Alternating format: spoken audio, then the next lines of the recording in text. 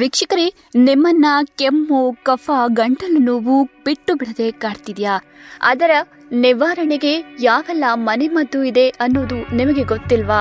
ಹಾಗಾದ್ರೆ ಈ ವಿಡಿಯೋವನ್ನ ಸಂಪೂರ್ಣವಾಗಿ ನೋಡಿ. ಎದೆಯಲ್ಲಿ ಸಂಗ್ರಹವಾಗಿರೋ ಕಫವನ್ನ ತೆಗೆದುಹಾಕೋಕೆ ಈ ಸಿಂಪಲ್ ಮನೆಮದ್ದು ಸಾಕು ಕಣ್ರಿ. ನೀವು ಕೆಮ್ಮು ಮತ್ತು ಗಂಟಲು ನೋವನ್ನ ನಿವಾರಿಸಲು ಜೇನುತುಪ್ಪವನ್ನ ಬಳಸಬಹುದು. ಕೆಮ್ಮಿನಿಂದ ತ್ವರಿತ ಪರಿಹಾರವನ್ನ ಪಡೆಯಲು ನೀವು ಶುಂಠಿ ರಸದೊಂದಿಗೆ ಜೇನುತುಪ್ಪವನ್ನ ಸೇವಿಸಬಹುದು, ಅಥವಾ ಜೇನುತುಪ್ಪವನ್ನ ಬಿಸಿ ನೀರು ಅಥವಾ ನಿಂಬೆ ರಸದೊಂದಿಗೂ ಕೂಡ ಬೆರೆಸಿ ಸಹ ಕುಡಿಯಬಹುದು.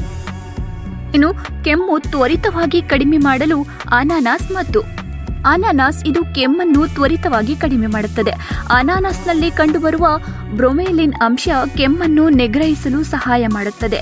ಕೆಮ್ಮಿನಿಂದ ಪರಿಹಾರ ಪಡೆಯಲು ಅನಾನಸ್ನ ಸ್ಲೈಸ್ಗಳನ್ನು ತಿನ್ನಿ ಅಥವಾ ಅದರಿಂದ ಜ್ಯೂಸ್ನಾದರೂ ಮಾಡಿ ಕುಡಿಯಿರಿ. ಇನ್ನು ಕೆಮ್ಮು ನಿವಾರಣೆಗೆ ಪುದೀನ ಉತ್ತಮ ಮನೆಮದ್ದು. ಪುದೀನ ಎಲೆಗಳು ಶೀತ ಮತ್ತು ಕೆಮ್ಮನ್ನ ಶೀಘ್ರದಲ್ಲೇ ಕಡಿಮೆ ಮಾಡುತ್ತವೆ. ಇದು ಶಕ್ತಿಯುತವಾದ ಗಿಡಮೂಲಿಕೆಯಾಗಿದೆ. ನಿಮಗೆ ಕೆಮ್ಮು ಹೆಚ್ಚಾದರೆ ಪುದೀನ ಟೀ ಕುಡಿಯಿರಿ. ಇಲ್ಲ, ಎದೆಯಲ್ಲಿ ಕಫ ಹೆಚ್ಚಾಗಿದೆ ಎಂದರೆ ಪುದೀನ ಎಲೆಗಳನ್ನು ಬಿಸಿ ನೀರಿಗೆ ಹಾಕಿ ಕುದಿಸಿ ಅದರಿಂದ ಹಬೆ ತೆಗೆದುಕೊಳ್ಳಿ. ಇದರಿಂದ ನಿಮ್ಮನ್ನ ಕಾಡುತ್ತಿರುವ ಬಾಧೆಯಿಂದ ಖಂಡಿತವಾಗಿ ಶೀಘ್ರದಲ್ಲೇ ಪಾರು ಮಾಡುತ್ತೆ. ಇನ್ನು ಕೆಮ್ಮು ಮತ್ತೆ ಕಫಕ್ಕೆ ದೊಡ್ಡಪತ್ರೆ ರಾಮಬಾಣ.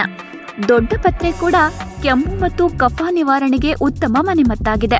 ದೊಡ್ಡಪತ್ರೆ ಎಲೆಗಳನ್ನ ಜಜ್ಜಿದ ರಸಕ್ಕೆ ಜೇನುತುಪ್ಪವನ್ನ ಮಿಶ್ರಣ ಮಾಡಿ ಕುಡಿದರೆ ಕಫ ಕರಗುತ್ತದೆ.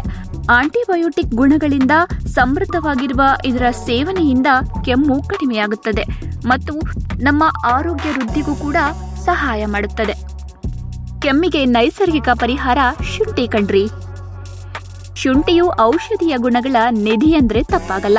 ಶುಂಠಿಯು ನೈಸರ್ಗಿಕ ಉರಿಯೂತ ನಿವಾರಕವಾಗಿದ್ದು, ಶುಂಠಿ ಚಹಾವನ್ನ ಕುಡಿಯೋದ್ರಿಂದಲೂ ಕೂಡ ಕೆಮ್ಮಿನಿಂದ ಪರಿಹಾರವನ್ನ ಪಡೆದುಕೊಳ್ಳಬಹುದು.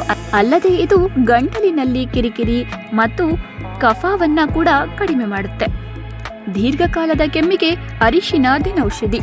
ಕೆಮ್ಮು ಸೇರಿದಂತೆ ಹಲವು ಕಾಯಿಲೆಗಳಿಗೆ ಅರಿಶಿನ ದಿನೌಷಧಿ. ಅರಿಶಿನವು ಕರ್ಕ್ಯೂಮಿನ್ ಎಂಬ ಸಂಯುಕ್ತವನ್ನ ಹೊಂದಿದ್ದು ರೋಗ ನಿರೋಧಕ ಶಕ್ತಿಯನ್ನ ಹೆಚ್ಚಿಸುತ್ತದೆ. ಕೆಮ್ಮು ಮತ್ತು ಅದರ ರೋಗ ಲಕ್ಷಣಗಳನ್ನ ಕಡಿಮೆ ಮಾಡಲು ಅರಿಶಿನ ಚಹಾ ಅಥವಾ ಹಾಲಿಗೆ ಅರಿಶಿನ ಹಾಕಿ ಕುಡಿಯಿರಿ. ಇವಿಷ್ಟು ನೋಡ್ರಿ ನಿಮ್ಮ ದೇಹದಿಂದ ಕೆಮ್ಮು ಮತ್ತೆ ಕಫವನ್ನ ಉಳಿಸಲು ಇರುವಂತಹ ಅಸ್ತ್ರಗಳು. ನಿಮ್ಮನ್ನ ಕೆಮ್ಮು ಮತ್ತೆ ಕಫ ಕಾಡುವಾಗ ಇಷ್ಟು ಮನೆಮದ್ದುಗಳಲ್ಲಿ ಯಾವುದಾದ್ರೂ ಒಂದನ್ನ ಆಯ್ಕೆ ಮಾಡಿ ಟ್ರೈ ಮಾಡಿ ಫಲಿತಾಂಶ ನೀವೇ ನೋಡಿ.